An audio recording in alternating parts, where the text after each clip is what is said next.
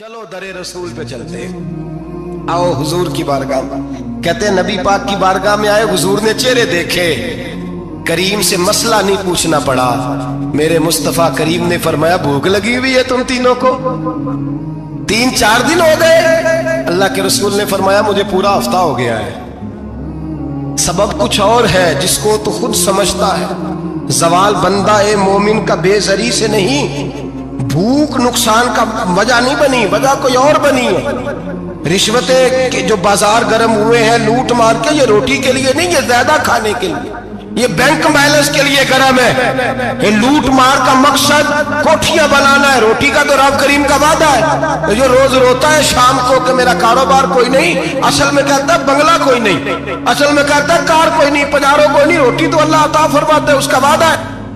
فرمایا حضور نے 3 دن بیت گئے، چلو میرا بے تکلف صحابی ہے ابو الحسن انصاری، وہ بڑے نصیب والے ہوتے ہیں جن کو میرے نبی پاک خود کہتے تھے کہ تیری فلانی ذمہ داری ہے۔ اس زمانے کا تو کسی کو کہہ دیا جائے یہ تیری ذمہ داری ہے تو کہتا ہے یہ تو پھٹیکے ڈالنے لگ گیا ہے، یہاں سے تو چھٹی کر جانی چاہیے۔ خوش ہوتے تھے صحابہ کہ ہماری ذمہ داری لگی۔ کہتے ہیں حضرت ابو الحسن انصاری کے گھر گئے، نبی پاک نے فرمایا بھوک بڑی لگی ہے، کھانا لا۔ کہتے ہیں حضور نے اسے کہا تو اس آدمی کو تو وجد ہی ہو گیا، اس نے کہا میرے اتنے نصیب کہ حضور کا یہ کھانا کھلا۔ آؤ دیکھو دنیا والوں، آج جو سب سے زیادہ عزت والا ہے وہ میرا مہمان بنا ہوا ہے۔ فرماتے ہیں وہ دوڑے گئے، بکری اٹھائی، ذبح کی، بیوی کو کہنے لگے روٹی تیار کر، ادھر کھجوریں توڑی، انگور توڑے، کہنے لگے حضور آپ جب تک تناول کریں تب تک کھانا پک جاتا ہے۔ حضرت عمر کہتے ہیں روٹی پک کے آئی، بڑا پیارا گوشت، بڑا اچھا سالن، بڑا خوبصورت خلوص والا کھانا۔ فرماتے ہیں میں نے بڑا ہی کھایا۔ نبی پاک نے نہ ایک روٹی لی اور چھوٹی چپاتی، تھوڑا تھوڑا سالن کونوں سے، اور جب نبی پاک نے کھا لیا تو حضور کی آنکھوں میں آنسو آئے۔ حضرت عمر کہنے لگے حضور روئے کیوں؟ نبی پاک نے فرمایا سوچتا ہوں 7 دن کے فاقے کے بعد کھایا ہے، پر ڈرتا ہوں رب اس کا حساب پوچھے گا تو جواب کیسے دینا ہے، اس کا حساب بھی تو دینا ہے نا جو کھایا ہے۔ تو حضرت عمر فاروق کے ہاتھ میں کچھ چیز تھی، زور سے زمین پہ ماری، کا محبوبہ 7 دن کے بعد بھی روٹی کھائے تو حساب دینا ہے۔ نبی پاک فرمانے لگے عمر وہ مالک ہے نا، تو جب دیتا ہے تو حساب نہیں لے سکتا، حساب تو دینا ہے، حساب تو دینا ہے، تیاری رکھو۔ صحابہ کرام فرماتے ہیں ہم نے ارادہ کیا کہ آج کے بعد ہم پھر فاقے کریں گے، کم کھائیں گے، اس لیے کہ حساب دینا ہے۔ میرے بھائی وہ فاقہ کشی کرتے تھے، ڈرتے تھے۔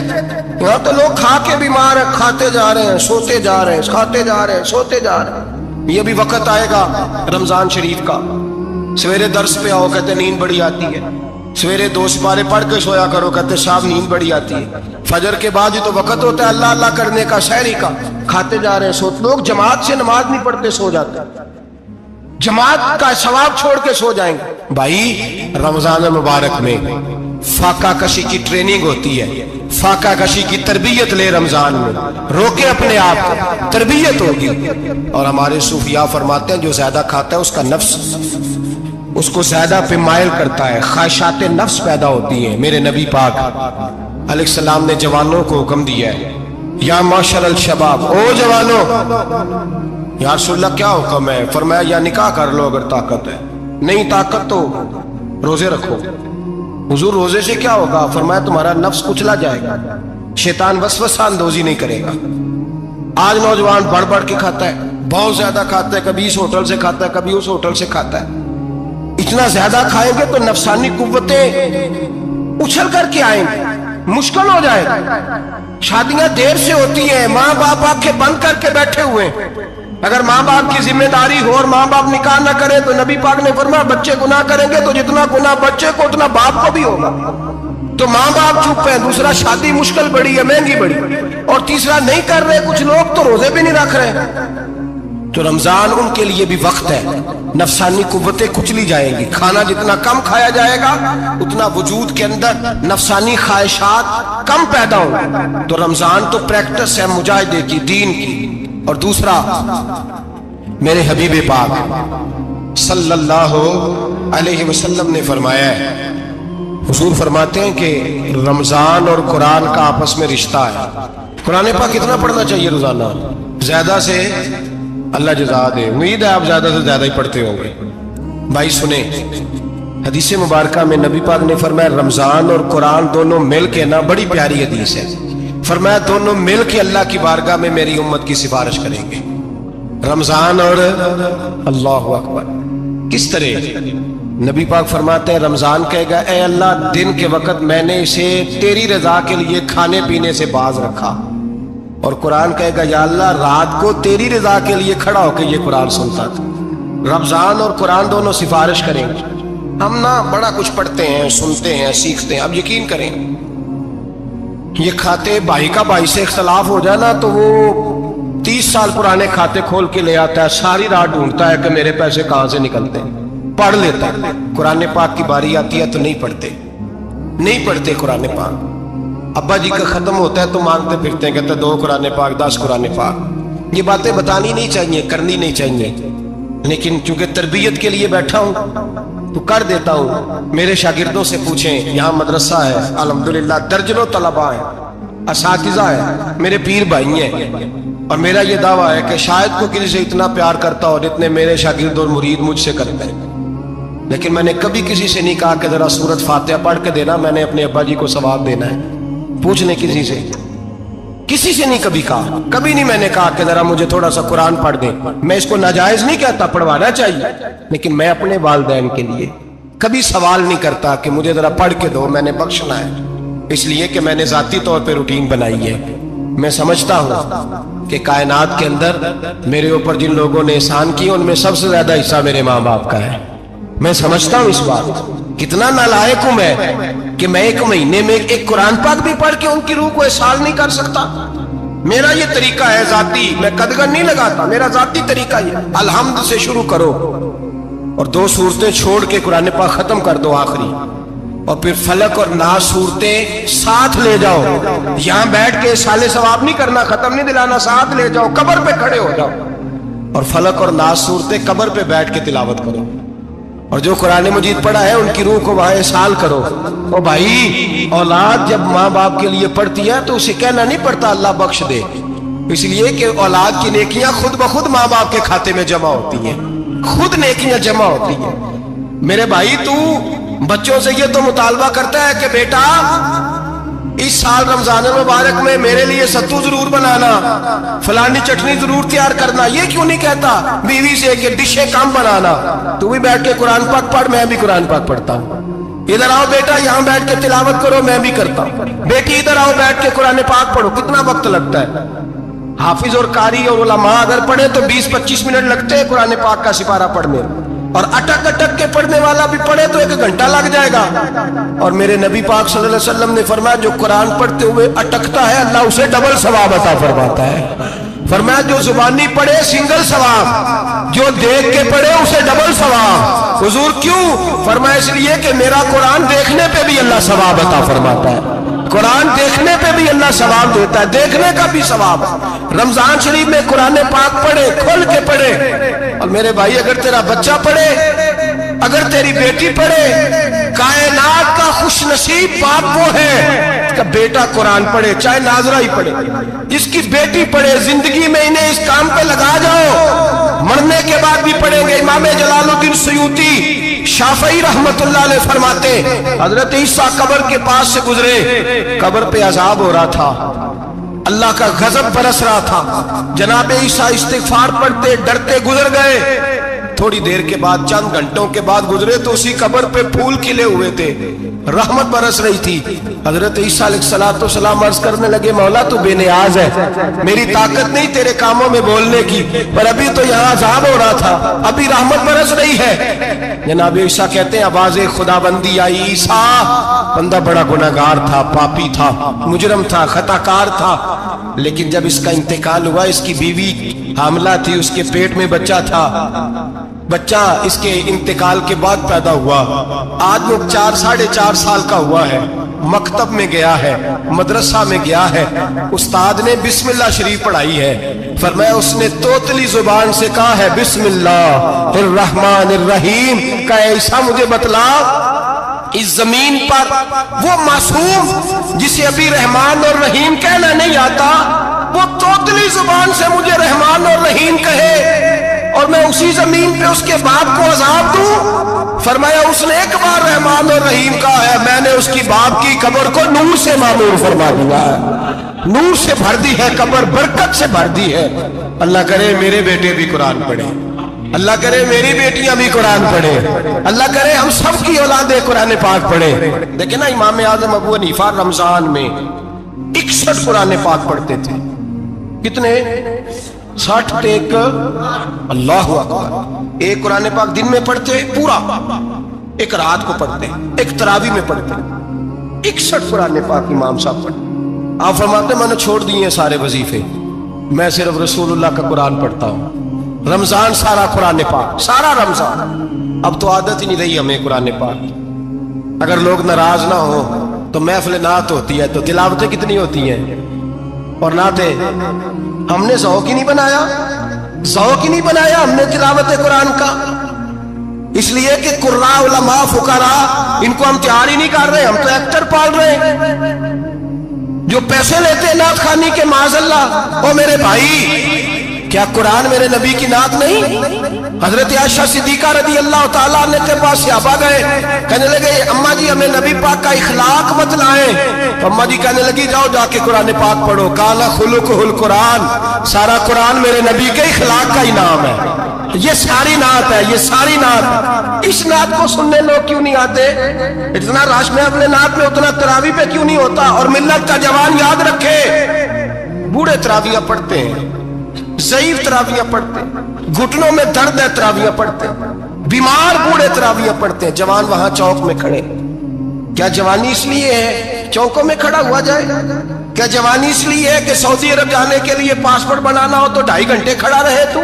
शनाख्ती कार्ड के दफ्तर तू खड़ा रहे, प्रोटेक्टर के लिए खड़ा रहे, काफिरों के सामने कासा लेसी करने के लिए तू खड़ा रहे, तू नौकरी पे जाए तो सारी रात खड़ा रहे, और तू कुरान के लिए खड़ा नहीं होता? मेरे महबूब ने फरमाया मन कामा ईमानन व इहतिसाबन गुफिरा लहु मा तक़द्दम मिन ज़ंबिह। फरमाया जो रमजान मुबारक में अल्लाह की रिजा के लिए गुनाहों की माफी के इरादे से कयाम करेगा, रातों को इबादत करेगा, अल्लाह उसके पिछले सारे गुनाह माफ फरमा देगा।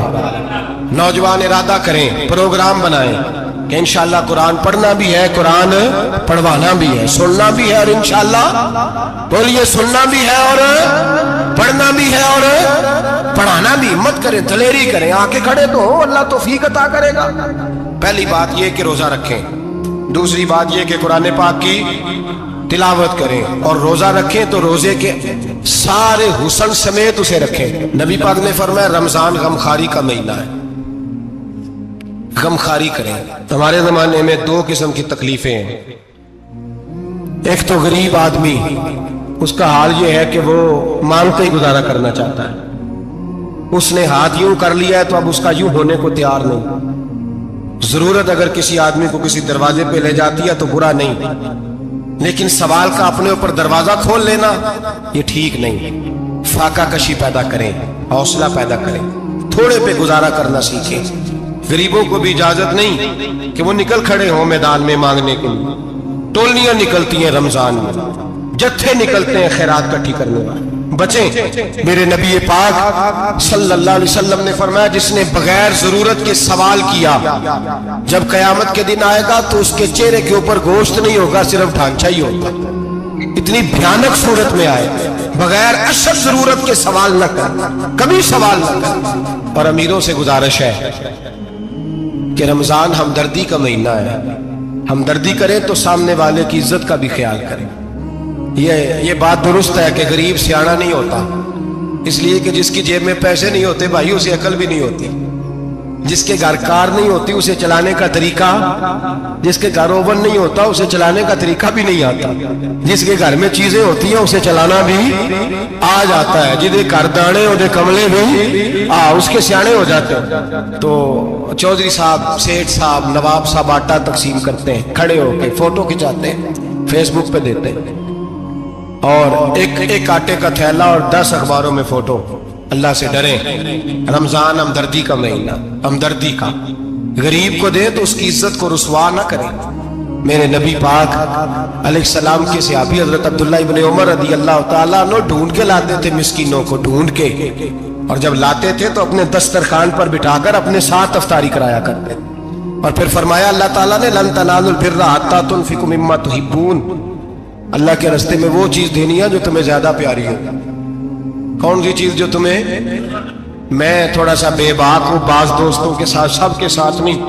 ایک دوست مدرسے میں گھی دینے آئے ایک دفعہ، تو وہ والا گھی دے گئے جو سب سے سستا تھا. تو میں نے کہا مجھے دیانتداری سے بچائے، آپ یہی کھاتے ہیں گھر میں؟ کہنے لگے نہیں. تو میں نے کہا پھر ہم نے بچے مارنے کے لیے تو نہیں نہ رکھے ہوئے، کیا وہ والا گھی اللہ کے راستے میں پیاری چیز دے رہی ہے نا، اس لیے گلے گلے نوٹ لوگ مسجد کے گلے میں ڈال جاتے ہیں، پھٹے ہوئے ڈال جاتے ہیں، کہتے ہیں جوڑ لیں گے مولوی صاحب. اور خدا کے بندے پیاری چیز دینی تھی تم نے، اور تو نے اس کا ترجمہ الٹ کر لیا ہے. سمجھ لیں رمضان المبارک میں کسی غریب کی مدد کرنی ہے تو ساتھ اس کی عزت بھی کرنی ہے.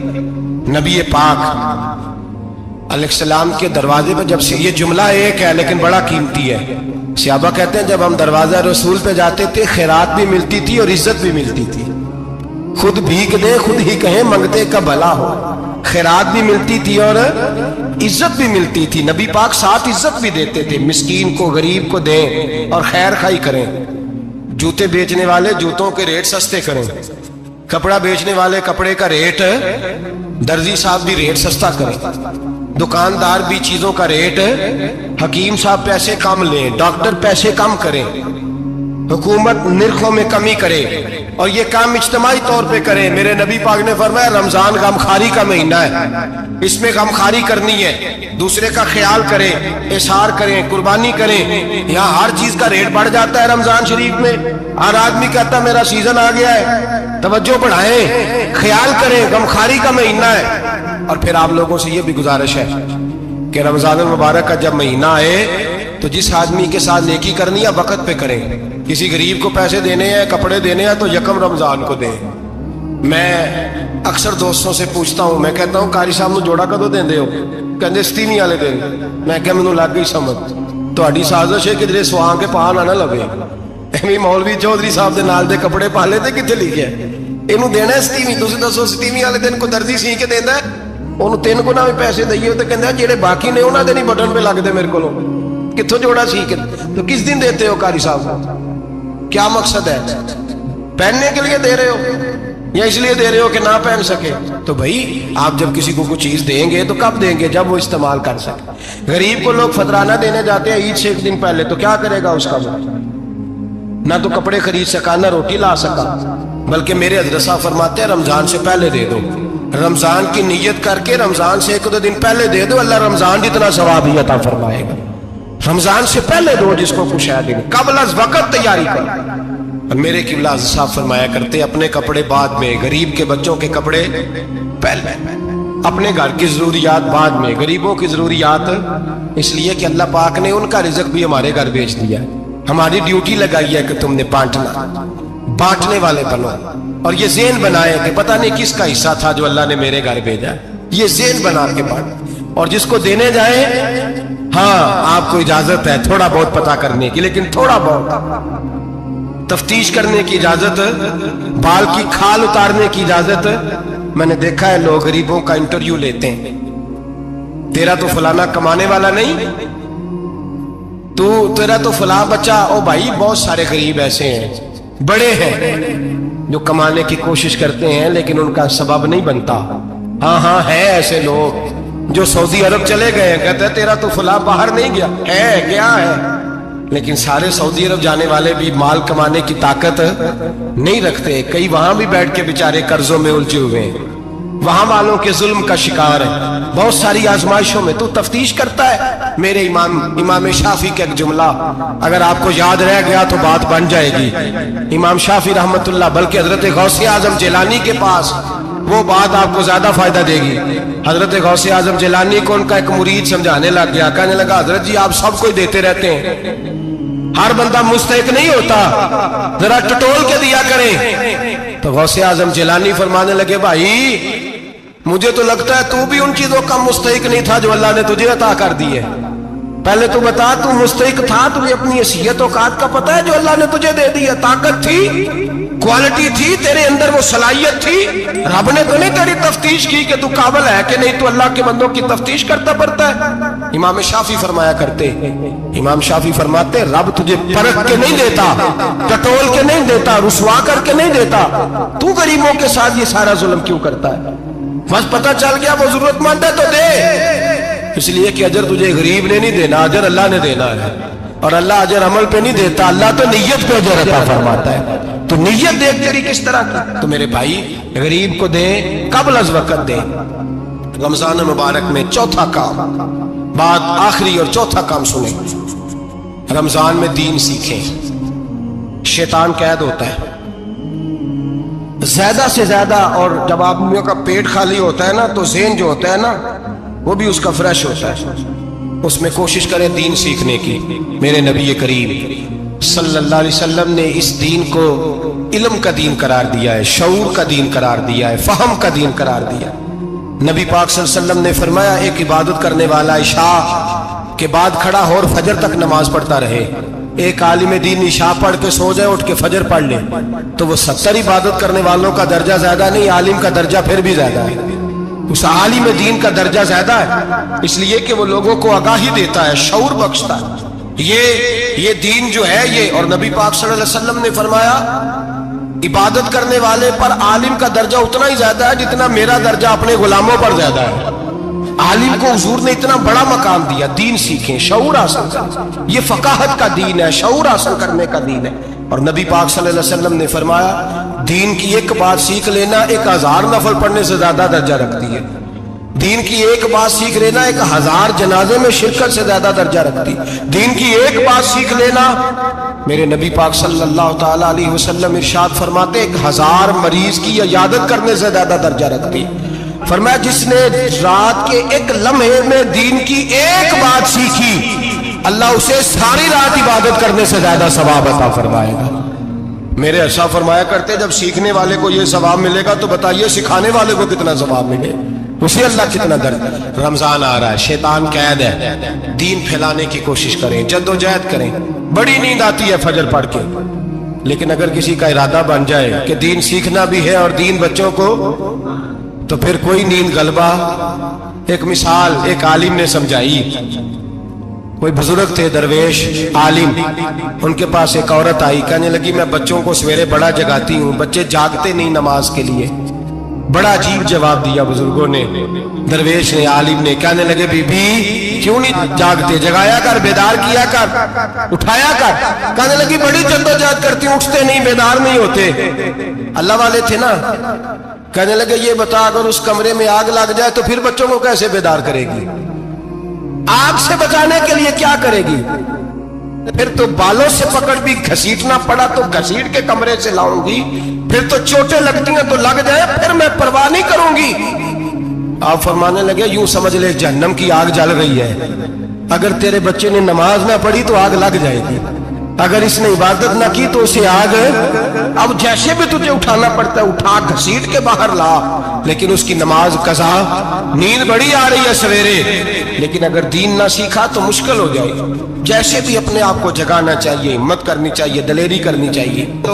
ہمیشہ مدحت خیر الانام میں گزرے، دعا ہے یہ عمر درود و سلام میں گزرے۔ آخر